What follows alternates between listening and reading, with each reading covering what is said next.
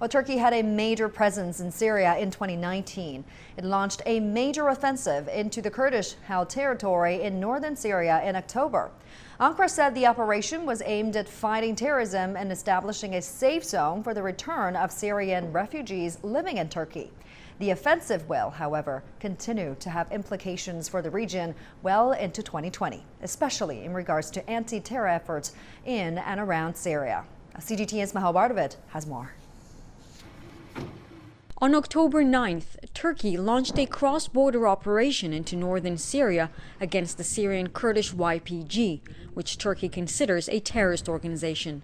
The aim, to clear a border area 400 kilometers wide of the YPG and establish a safe zone in the area where Syrian refugees can be resettled. Heavy fighting between the Turkish military and the YPG took place in border towns inside Syria. Both sides suffered losses. Thousands of refugees fled the region.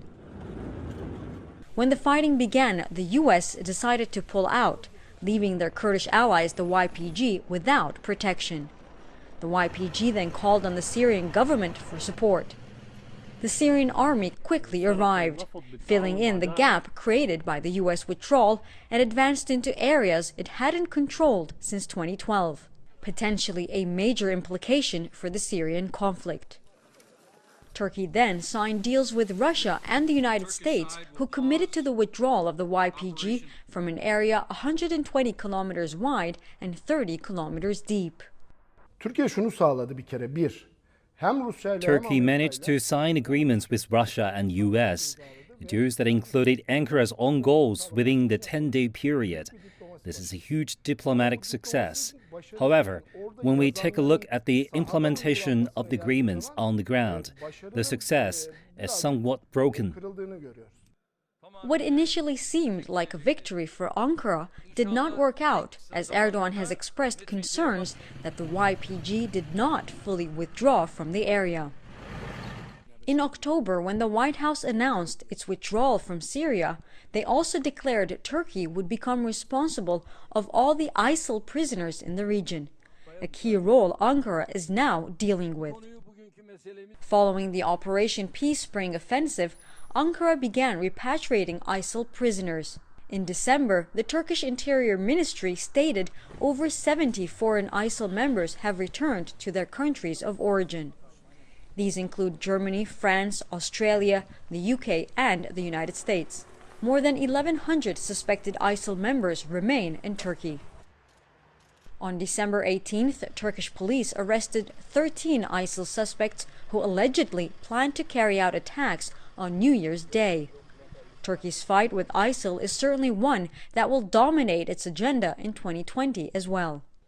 Meanwhile, Erdogan remains committed to establishing a safe zone and believes over 1 million refugees can be resettled. We want these areas to be safe. Let's clear these areas of terrorist presence once and for all. Let's declare these areas a safe zone. Let's implement the resettlement and housing projects altogether. Let's have hospitals. Let's have schools there. And let the refugees go back to their motherland peacefully and in a dignified fashion. But nobody seems to be inclined to help us. Another region where Turkey's recent political moves may have larger implications is Libya.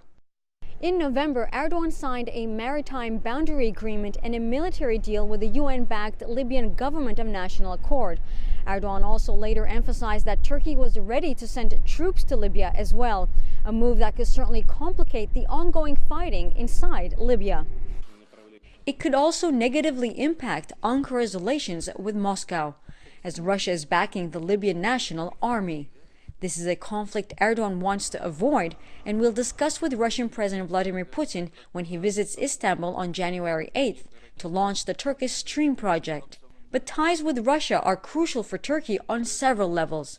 In 2019, Ankara also went ahead with its purchase of a Russian S-400 missile defense system, despite threats of sanctions by the US.